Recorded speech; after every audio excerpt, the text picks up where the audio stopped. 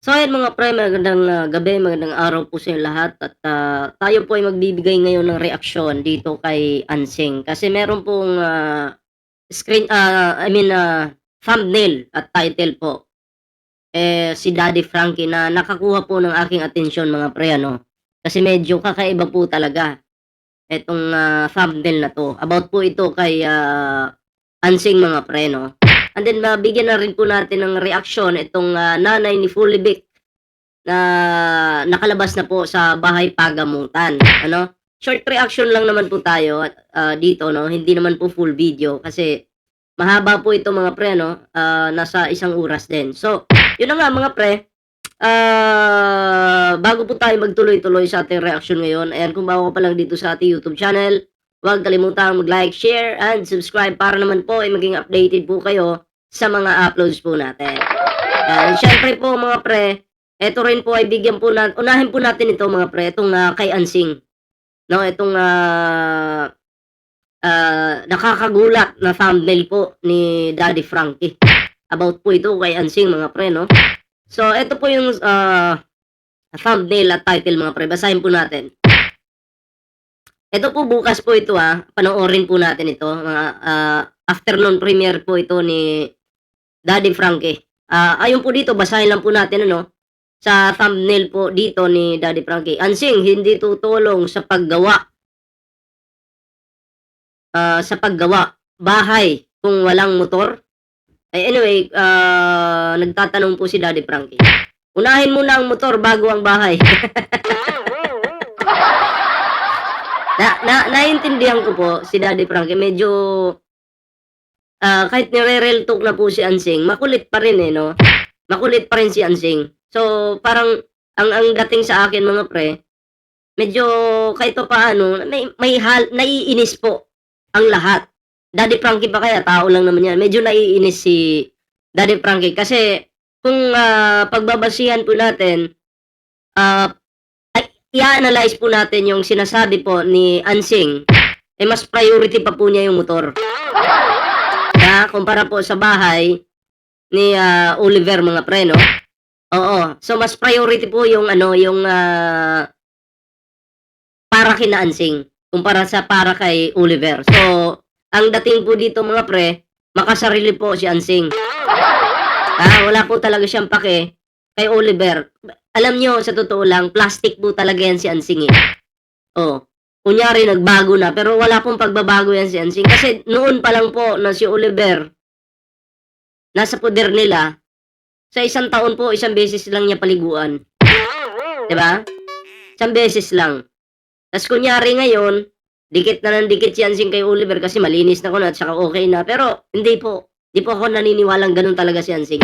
Plastic po talaga si Ansing, 'di ba? Kasi bakit ko po nasabing plastic? Wala nga siyang hindi nga niya pinapansin kung ano yung plano ng Team Daddy Frankie about kay Oliver. Yung gusto niya sa kanya, sa kanya, sa kanya. 'Di ba? Nakakabwisit, 'di ba? Gusto niya ano yung mapapala niya, ano yung mapupunta sa kanya, yun po yun, yung iniisip niya.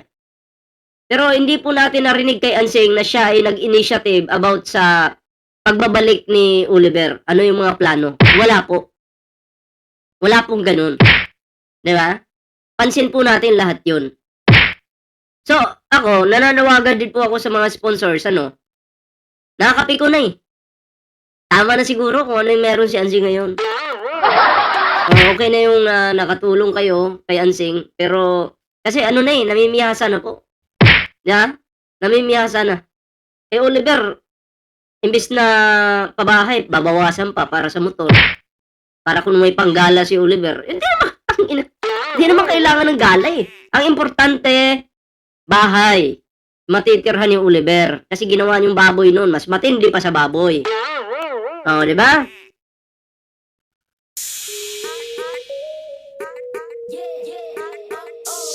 Mas matindi pa po sa baboy yung ginawa nila kay Oliver, 'di ba? Hindi ko ramdam na talagang nagbago na itong si Anseng, hindi po natin ramdam. Pero yung kaplastikan niya po, ramdam na ramdam po natin. Totoo po 'yan, 'di ba? Plastic, basta plastic, mananatiling plastic, 'di ba? Puro can. Oh, ayon dito sa title ni Daddy Frankie, unahin muna ang motor bago ang bahay. Ay, hindi pa pala patanong, no? Unahin muna ang motor bago ang bahay. So, sa title na to, may halong inis po ito, no? Naiintindihan ko po si Daddy Frankie na naiinis dito kay Ansing. Diba? Siyempre, pinapakisamahan na lang po si Ansing dahil yun nga, siya yung kapatid ni Oliver. Diba? So, normal lang po. Napakisamahan po ni Daddy Frankie. Pero, sumusubra na po talaga si Ansing eh. No? Masyado na makapal. Oh. So, kayo mga pre, ito hindi naman ito yung main topic natin, ano? Kasi, wala pa naman ito eh. Bukas pa po ito, no? Abangan nyo lang bukas yung video ni Daddy Frankie. Ayan. Sa hapon po yan, afternoon premiere. Ang pinaka main topic po talaga natin ngayon, mga pre, bago tayo mag-move sa main topic natin, ano, about dito sa nanay ni Pulibek na kalabas na sa bahay paggamutan, ayun na, bago tayo mag-move doon mga pre, huwag kalimutang mag-like, share, subscribe sa ating video na to mga pre. And syempre, no, may TikTok at Facebook din po tayo. Ayan. Okay, so bigyan na po natin ito ng reaction itong video po ni Daddy Frankie. Kagabi po ito kagabi. So play po natin. So yun mga kababayan, after ang 3 hours na biyahe, time check po is 12:30. At nakausap ko na si RJ through phone. Palabas na rin, sakto yung dating natin, palabas na rin si teacher. Kaya ito, medyo excited na si tatay na kinakabahan ka ba tayo? Hindi naman. Hindi naman. O, sige. So, relax ka lang tayo ha. Wala na tayo maging problema eh. No? So, hintayin mo na lang si teacher na makalabas kasi nasa, Mukhang masaya nga si tatay eh. Ha? Alam ko may kaba. May kaba at saya. Diba? Papansin mo po sa mukha niya. Medyo tahimik lang siya pero yung kaba meron talaga. At yung saya. Going naman na. Okay na lahat. No? So hintayin lang natin, iayos lang natin yung parking dito mga kababayan kasi medyo masikip. No? Pero titignan ko, lalabas ako para makausap natin sila. Okay? Samahan niyo mga kababayan para makausap din natin itong mga guard pag-isama, mag-isuyo tayo about sa parking. Let's go. Mahirap kung mag-parking sa Baguio. Siksikan po dyan. Traffic. Dito po.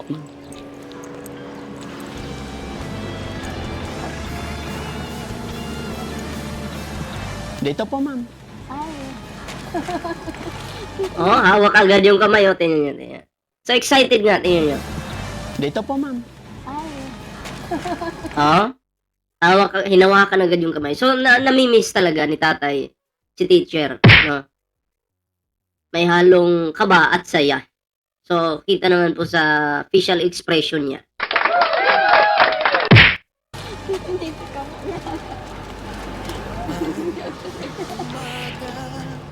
Na parang wala ng pag-asa gabi.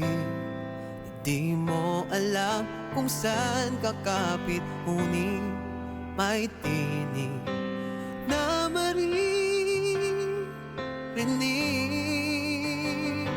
At kahit gaano kabigat ang mundo, may kamay na aabot sa'yo. Tinatanong ako, kinukumusta ako kung anong gagawin ko, magninegosyo kami sa Agustin. Yung dating kami pag-negosyo. Basta wala lang sabong. Basta? Na-stress si nanay dahil sa sabong, no? Dahil mahilig sa sabong pala itong si tatay. Basta wala ng sabong, walang sugal sa pamamahay, walang nagsusugal sa pamilya, magiging masaya po talaga yan. Yung ibig kong sabihin, okay lang yung sabong na pa isa-isa, wag lang yung online na madaling maubos ng pera doon. Po. Narinig mo Uso kasi yung online sabong eh. Nung panahon na may Pogo pa po dito sa Pilipinas. Kasi yung Pogo po kasi, nag-ooperate po sila ng mga illegal gambling. So, sa tingin ko naman ngayon wala na pong, online sabong. Kasi napakadali lang po, pati mga kabataan naa-access po yung magsugal online, napakadali lang. So, ngayon mukhang wala na, 'no? Dahil, illegal na po 'yan dito sa Pilipinas. Dahil, marami pong mga pamilya yung, sinira ng pogo na 'yan. Dahil, siyempre sila yung nag-ooperate ng, online sugal. Facebook, diyan, pwede mo siyang ma-access diyan sa Facebook. May mga paldo-paldo pa. Kunyari pero wala yun, hindi ka talaga papaldo. Sila yung papaldo sa'yo. So tuloy po natin. Sa tingin ko ngayon wala ng online sabong. Wala na. Yung request ni teacher. Kasi kahit na sa Cavite, pagka kami ay Kasi sa China talaga, illegal din po yung yung pogo. And then, yun, lumipat sila sa Pinas. Maraming buhay ng mga Pilipino yung nasira.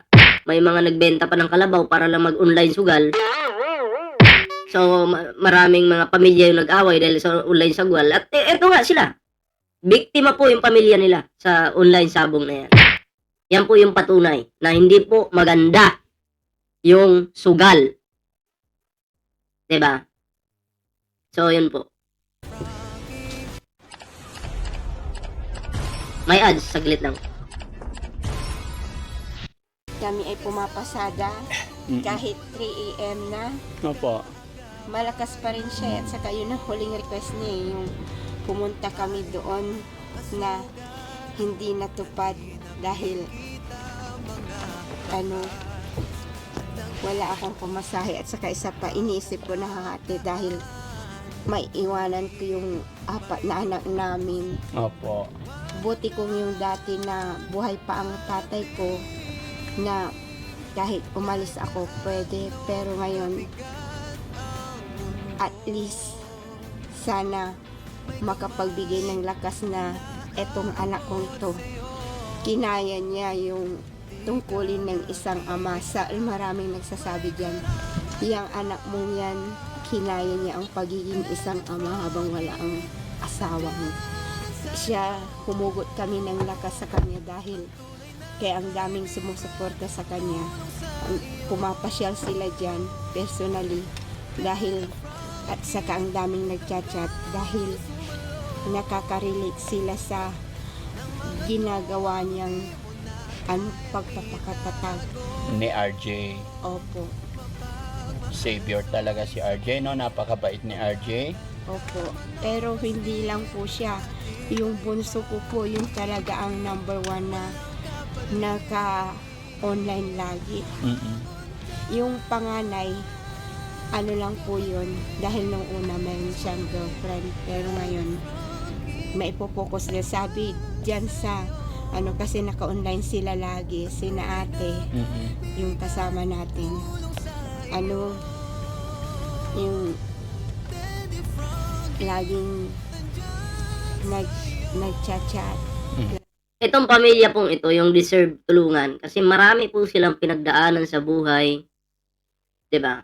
Si tatay nagsisi na dahil sa kakasugal niya noon walang nangyari sa buhay nila, 'di ba? At least may pagsisisi. At deserve po nilang tulungan kasi hindi po sila abusado. Hindi katulad yan na para bang may pinatago at hahanapin pa. Hindi niya pera, sumbawasan.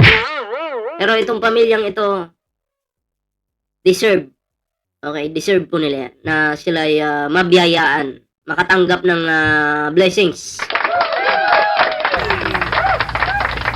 Yung bunso at saka si RP, tumaba na raw. Tumaba na, yes po. So, teacher, nakikilala mo na po ako ngayon. Opo. Natatandaan mo po ba yung unang araw na punta ko doon sa inyo? Hindi ko na po matandaan kasi alam niyo po sir, ang lakas magpa-alis ng memory yung dyan.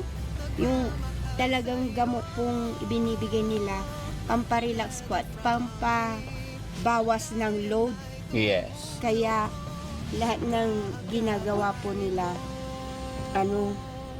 napag-aralan nila na makakatulong para ma-relax ang isang tao. So, relax ka na ngayon, teacher. Opo. How's your feeling now?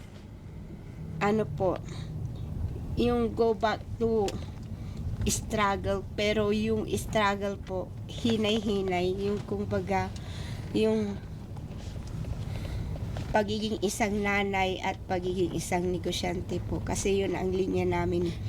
Sa totoo lang po, Daddy Frankie, maraming ano po, yung natutuwa sa pagtitinda namin kasi bukod sa nagpapautang kami, ang ano po nila, gustong-gusto nila, hindi ako nagka-calculator sa pagtitinda.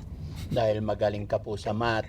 Yun ang Oh, may mga ganun talaga na magaling sa mathematics. Yung 1,000 minus 350, automatic agad. Alam na agad nila yun. Kahit multiplication, alam na agad nila. May kilala akong ganyan na mabilis pong makasagot pagdating sa pagkukwenta, no? itong asawa ko. Yung linya rin Linya niya sa sabong. niya po. Oh, Math, yung Oo. kumbaga sa kiluhan, Akala ko sabong. Sorry. Ay, sorry. Opo. yung kiluhan sa yung per gramo, Oh, mabilis ka magkwenta. hindi po. Ah, si tatay. Siya naman. Mabilis siya. Mas yung mabilis. per kiluhan. Oo. Sa Oh. akin naman po, yung per gramo. Ibig Ah. sabihin, yung detalyeng maliliit sa akin, yung sa kanya, yung Oo. malalaki. Si tatay magaling talaga kumenta ng maramihan ay malakihan. Opo, dahil talagang negosyante po ang Alam kanilang ko yung kwenta ni tatay pag malakihan, tay. Yung kwentahan ni tatay malakihan, ganito lang. Di ba, tay? Tapos may mga paganyang... Nakakabingi yun. Ha? Nakakabingi. Nakakabing yun. Sa... Hindi, alam ko yung kwentahan eh. Sabi yung mabilis si tatay sa Yung kwenta. sinasabi niya, ginaganit, itinatabing ila, ginaganit raw yun. Oo. Ibig sabihin, yun yung mga sinyas na sasabi. Ay, sinyasan ko sa... Sabong. Oh, sa pula, sa puti. Oh. Tama ba yun? Sa pula, sa puti. Tama ba yun? Sa pula, sa puti. Hindi kasi ako nagsasabong. Oh. Yun. Nakakabingi po yun. 20. Yamado. Alyamado. Mahirap kumuha. Mahirap kumuha tayo pag liyamado. Oo, pag kukuha ka ng dihado, Oo. yung mabuti pa yung dihado ta madaling tumaya, pero yung yamado mahirap. Pero magaling si teacher sa mga... Yung liyamado. Ano yung liyamado? Yung dihado, alam ko yun eh. Yung liyamado, ano yun? mga gramo-gramo lang pag sa timbangan. Halimbawa, 1.3 ay 50 pesos yung per kilo, 1.3 yung timbang. Magkano na po yun? Ano na po yun? 65. 65. Okay. Yun po. Tay, may tanong naman ako. Paano yung kabilang banda? Doblado. Paano tayo papago? Ano po yun? Tatay, si tatay may alam nun. Madista po. Madista. At saka, ano po yan, pagsama ng San Carlos lang. San Carlos. Pero si teacher, alam mo po si tatay, hindi makapagsalita, speechless siya, umiiyak po siya. Hindi, naiyak lang ako kasi alam mo kung napakatagal na nagtiis doon sa kanyang Sa kanyang? pinag-anuhan sa bahay. Kasi po, Nag-iisa lang siya ro. Mga anak ko kasama niya, siyempre kung sa pagtulog talagang nag-iisa lang siya. Hindi ko alam kung anong sitwasyon niya. Kung nakita niya naman yung pista niya, wala siyang papag doon. Doon po ako nalungkot nung unang kita ko kay teacher, kaya pagbalik ko may dala akong papag. Kaya lang nung pagbalik ko, wala na si teacher, nakatakas na.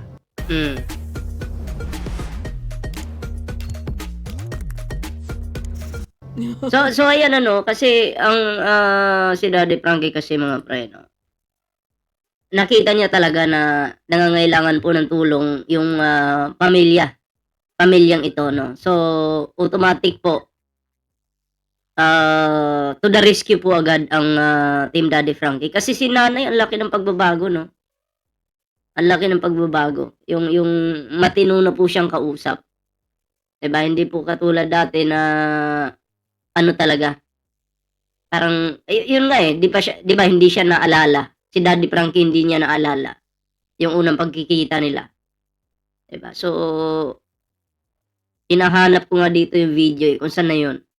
Siguro gawan ko na lang ng another ano yun, reaction video, no? Gawan ko na lang siguro kasi hindi ko na-prepare eh. Nagulat kasi ako kay nanay nung nakita ko, no? Medyo okay na talaga.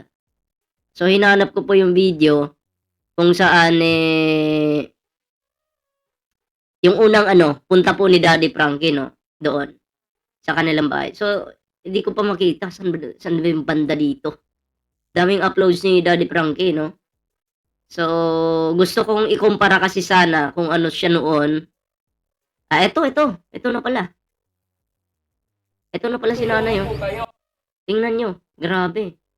O nakita ko, ito na siya ngayon, mga pre. Grabe yung pagbabago. Panoorin po natin to. Tuturo po kayo. Bakit nandyan kayo? Kasi wala pang news na. Payat siya dito, napakapayat niya, no? Kung ikukumpara ngayon, no? Ang tabanan niya. Siya yung hinahanap natin dito. Oo, siya, ito yung pangalawa. Nasa ano siya? Nasa loob?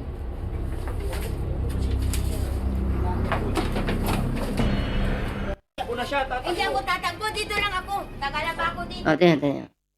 Dito tayo. Diyan ka lang, diyan ka lang. Sige, dyan, urong ka dyan. Tatakbo na siya, Hindi ako tatakbo. tatakbo, dito lang ako. Tagala pa ako dito eh. Nagalabat, ma'am, kailan siya huling nagpakita dito, yung asawa niyo po? Hindi, walang tayo lang lupa dito. Patingin, masisira. Ito, 2316 oh. Kunin mo yun. Alin? Ay sa'yo belang matatabuan at tatay ko'y kahirap na paniwalaan.